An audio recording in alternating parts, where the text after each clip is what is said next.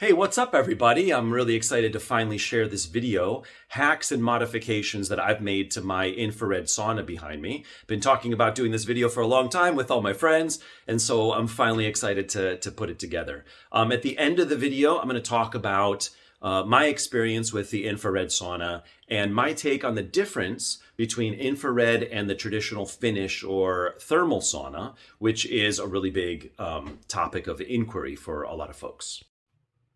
So here's my infrared sauna in the corner of my office. This is a dynamic brand sauna.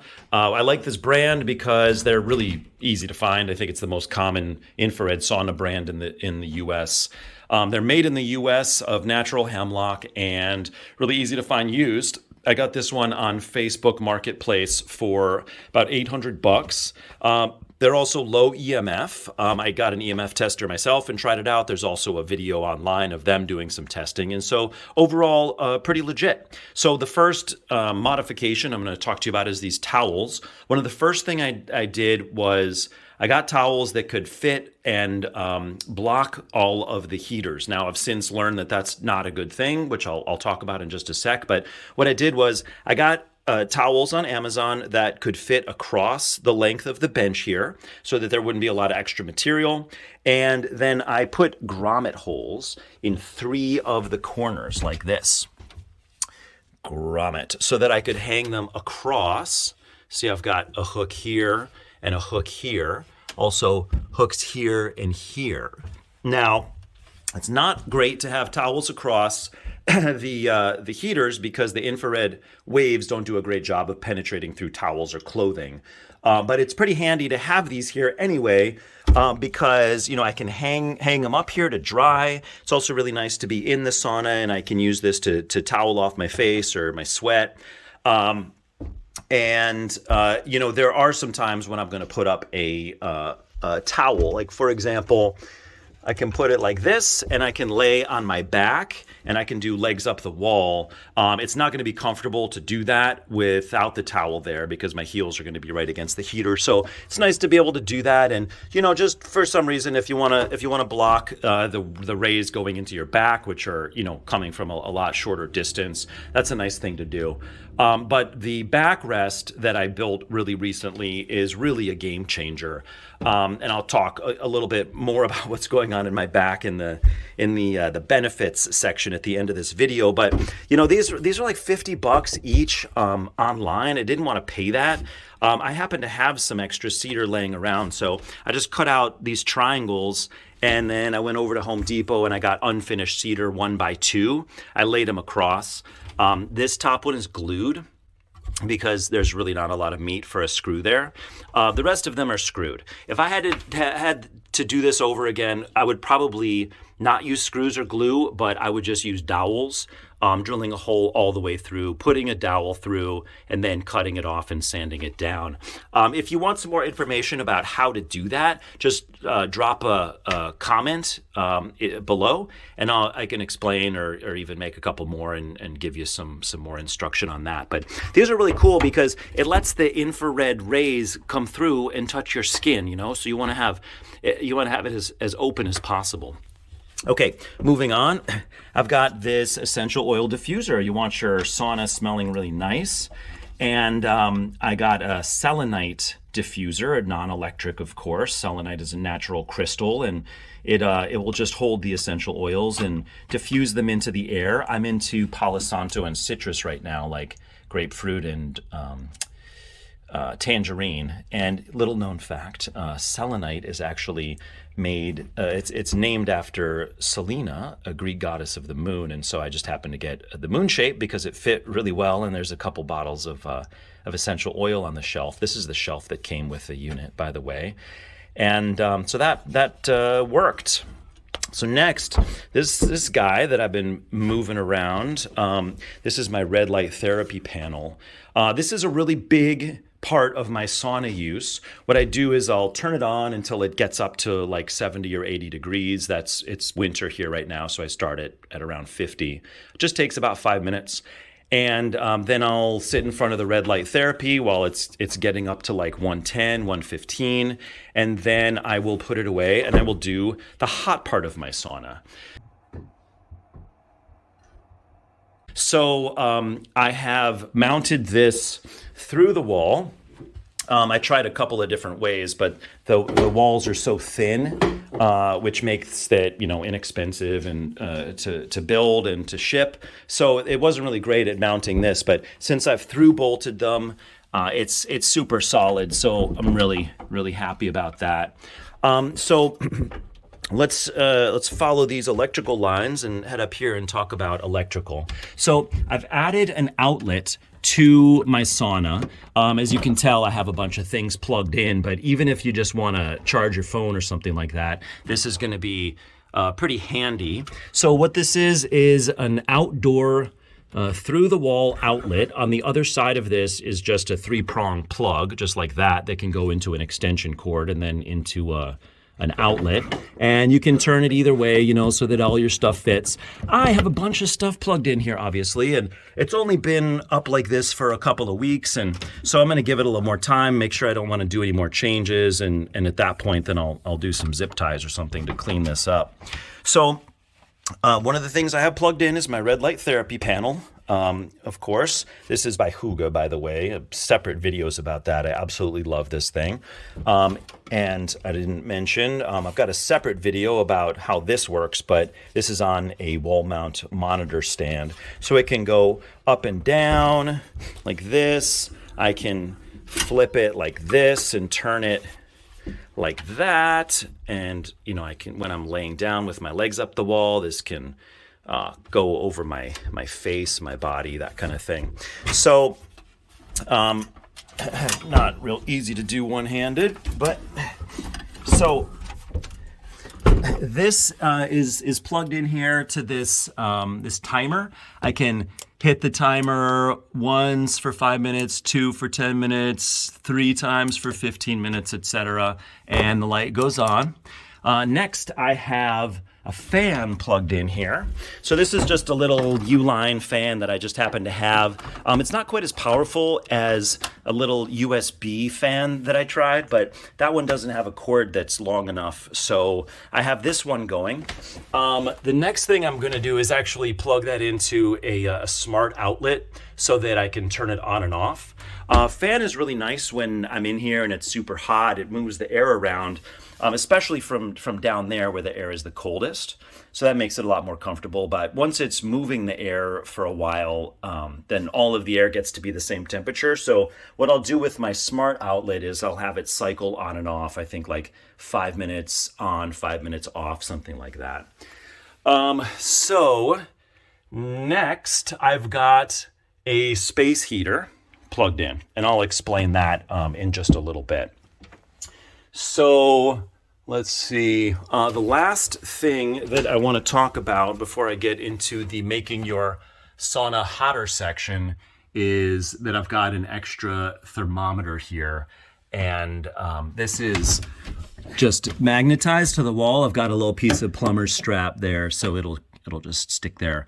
I tried it onto a couple of screws, and they weren't quite magnetic enough. So now I'm going to talk a little bit about how to make the sauna get hotter, and I'll talk a little bit about the actual effects of that, but just sort of the nuts and bolts on how to get your sauna hotter is coming up here. So I have this seal that I've added to the outside of the door, the outside being like the edges. When you're in the sauna and it's hot, you can feel cold air coming in. And so that was one of the first things I did. So you can see that there are these pieces here that are going all the way around the sauna. Couple of notes on the ones that are on the hinge side. I cut them so that when it closes, it doesn't bunch up. They just fit right there. We're not trying to have a lot of extra material. We're just trying to have it seal up against the door frame here. The other thing is that the seal comes with this double-sided adhesive tape. Actually, I've got some extra right here. This stuff is a huge pain in the butt to work with. It just turns into like gum when you peel off the liner, the backer here. So I've tried it a couple different ways. One of them worked really well. One of them works really badly. So what worked well is putting the double-sided tape on the inside of the door here. This is where you really want the seal to be flat. So putting it on here works. Putting it on the outside of the door, like the outside of the sauna door, that doesn't really work because that's not really where you want the seal to sit. So I thought I would get fancy and put the double-sided tape on like the very edge, because it's really easy to install that way, and it's really easy to install the seal that way, but it doesn't do a good job. It falls off really easily. So if you're going to use the tape, you really want it on the inside of the wall here. The inside of the door. And again, by inside, I mean what's on the inside of the sauna when the door is closed. So this is the good tape here. This never comes off. I've got, let's see. Whoa. Just dropped you for a sec. One of these has it on the top. Yeah, the top is here, and it's kind of always coming off. This doesn't do a good job of sealing it. But on the inside here, the hinge side of the door, I don't have anything, and it actually doesn't really come off that much. It might just a little bit, and then I could just fix it. It's way easier than dealing with the tape. So that's what I would recommend, is you don't use the tape at all. The next modification for the heat that I made is insulating the top, which is something that that I learned online. So what I chose to use, which I haven't seen yet anybody else do, is use rock wool. Rock wool is a natural material which is made from spinning rocks into really thin pieces and then clumping them together. So using that pink panel, the foam stuff, that stuff is fairly toxic, and you don't really want it that close to you. Especially in a sauna environment where it's getting hot, especially where you're trying to do therapy and maybe do some healing. So rock wool worked really well. You can see that the rock wool that I picked, it's a little higher than the sauna. So these panels don't really sit flat. I chose R15. Any bigger than that, and it sits higher and higher, and it gets kind of ugly. R15 seems to do a great job, so that is what I would recommend. So what I did was I got a packet from Home Depot. It had like 6 panels. I think I needed 2.5. I gave the rest away. Just cut it up, fit it into the different spots up here, making sure that you're not covering the fan or anything else that needs a little bit of breathing room, and you're good to go. So what I found is that I could get it up to about 120, maybe 125 degrees as it came from the factory. Then when I added these two, it can really easily get up to 150, no problem. And it also goes up in temperature really fast. Like this morning, I started at about 50 degrees. In about 5 minutes, it was at 70 degrees. So just the cost savings, just the efficiency, I highly recommend insulating the sauna. So one thing that I'll mention is that I think I read in the manual or somewhere that setting it to 151 degrees means that the heaters are always on. They never cut off. That is not true. You can hear the clicking of the heater when it goes on and comes off, and mine will cycle 149, 151, and it'll constantly be clicking through. So I know that it's going to be possible for me to get above 151 degrees if I want. I don't want at this moment, because 151 is so intense. It's intense in a different way than a Finnish or thermal sauna is intense, but it has a huge impact on me. I'll talk a little bit more about that at the end of this video. But the way that I would do that if I wanted was I would move the thermostat. So we've got this thermostat right up here that measures the temperature. And if I wanted the sauna heater to just stay on, I would just push this up through the ceiling. I would move it maybe to the side of the sauna over here or something like that. And then the heater will stay on for longer because this, the thermostat's obviously experiencing a colder temperature of the room. So that is the insulation part. The last main thing that I want to talk about as far as the modifications goes is how I get it hot when I'm not in the house. So what I do is I use the space heater that I mentioned before. So this is a little 1500 watt ceramic space heater that is plugged in up here. Now, above this plug, I have a Wi-Fi switch that I can control with my phone. I can put on a schedule and all that kind of thing. It's really convenient. So I told you how I use the sauna. You know, I'll start from whatever temperature it is, do my red light therapy, then increase the temperature, whatever, in the morning. But if for some reason I want it to be on, you know, and for it to be hot when I come home or wake up or whatever it is, I can set it all up to do that. So what I'll do is I'll turn the switch that's upstairs off, and I'll turn this heater on, okay? Then I'll give the heater about an hour to actually do its job and heat up this space. It'll get the room up to about 140 degrees. And then when I turn it off and I turn the sauna on, I notice that it drops about 10 degrees. I don't know how much of that is the door opening, but I can't run both the sauna and the heater at the same time because it'll blow the breaker. So let me just say that one more time because this, I think it could be really helpful. It's that when I want to be able to set the heater to be able to go on, I want the sauna to come on when I just first get out of bed or first get home from a workout or something like that. I'm going to turn the ceramic heater to the on position with the Wi-Fi switch off up there. And then when about an hour before I want to get into the sauna, I'll either click the switch on just remotely on my phone, or I'll have it set on a schedule, like turn on at 5:30 a.m., turn off at 6:30 a.m., 6:30 I'm coming in the door and turning the sauna on that way. So,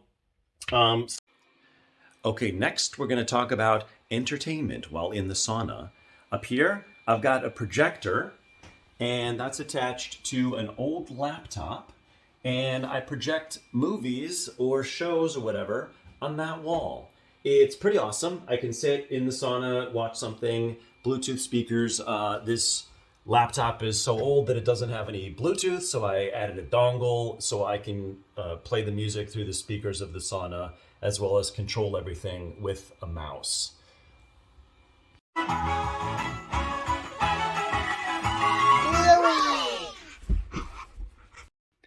Next, not exactly earth-shattering, but my sauna came with a floor that's on top of a heater with 2 screws holding it down. I took the screws out, and now I can easily pull the floor up to clean underneath it, and it just lays right back down and is very solid without the screws. So yeah, that's about it on the modifications. If you do any of this stuff or you have any questions, please comment below. So now I'm going to get into my favorite position here in the sauna, and I'm going to talk about my results from using this. So I'm a huge fan. I wasn't sure if the infrared was going to be as good as a thermal sauna. You know, the traditional Finnish, like hot air sauna, hot rocks, but my experience has just been fantastic. I definitely experience a huge benefit. And the way that I explain it to people is like this. So you've got a steam room, and then on the middle of the spectrum, you have a thermal or Finnish sauna.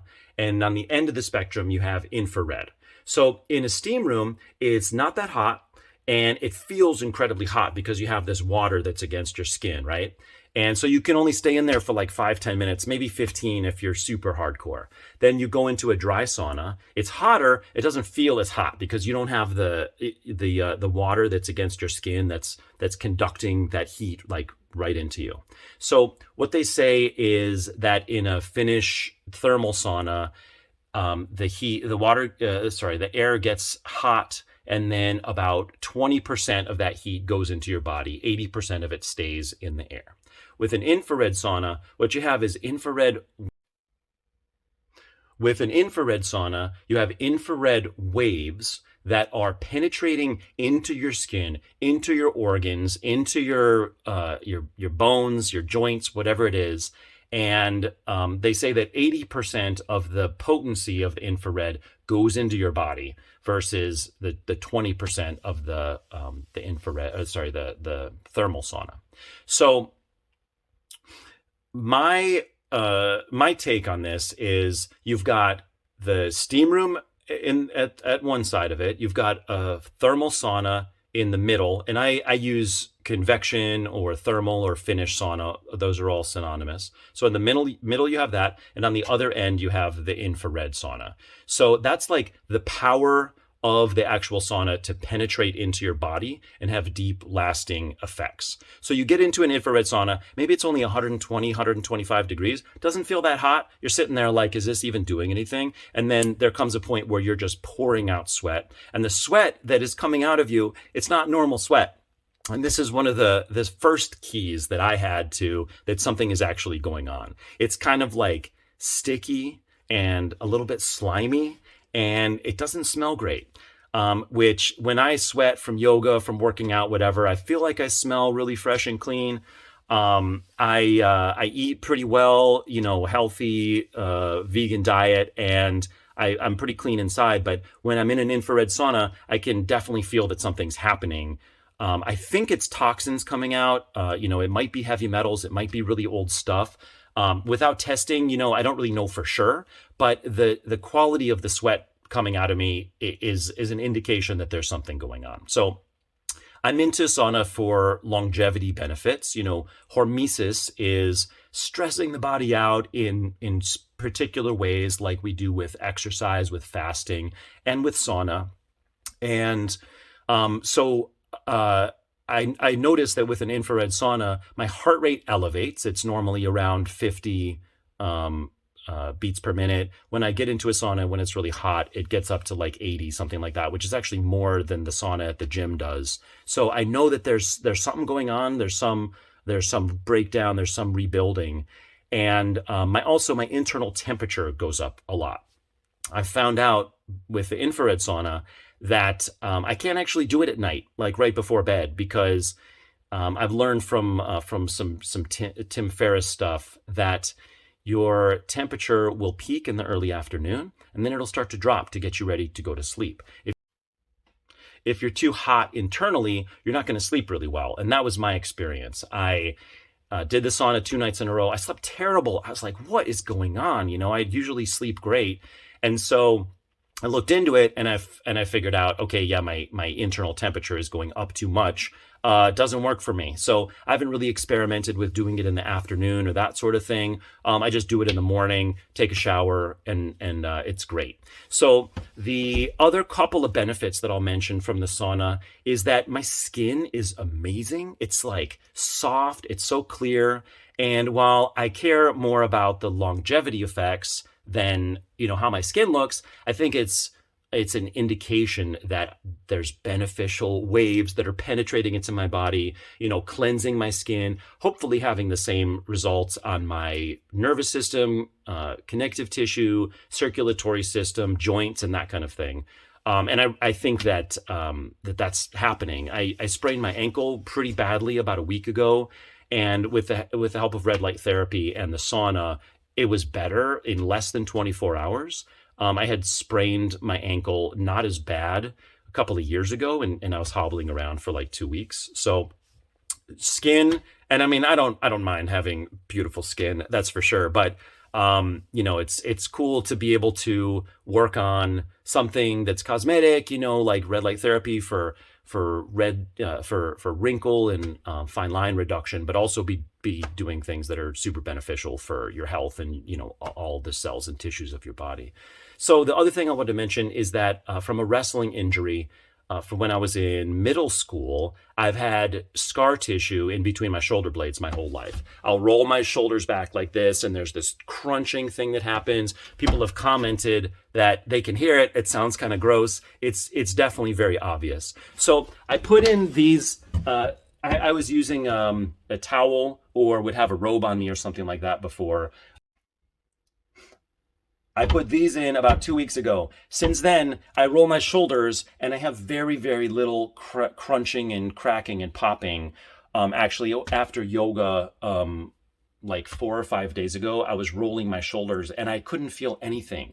And that is just so mind-blowing. It's been more than 30 years since I've had this as part of my body. You know, my scar tissue, my muscles, everything has rebuilt itself so many times that I figured it at this point it's just part of my blueprint. But literally like a week with this thing, and it's gone. It's unbelievable. So I am really excited about the effects of this sauna. I use it every day, and I highly suggest that you pick yourself one up and do it as well. All right, we'll see you later.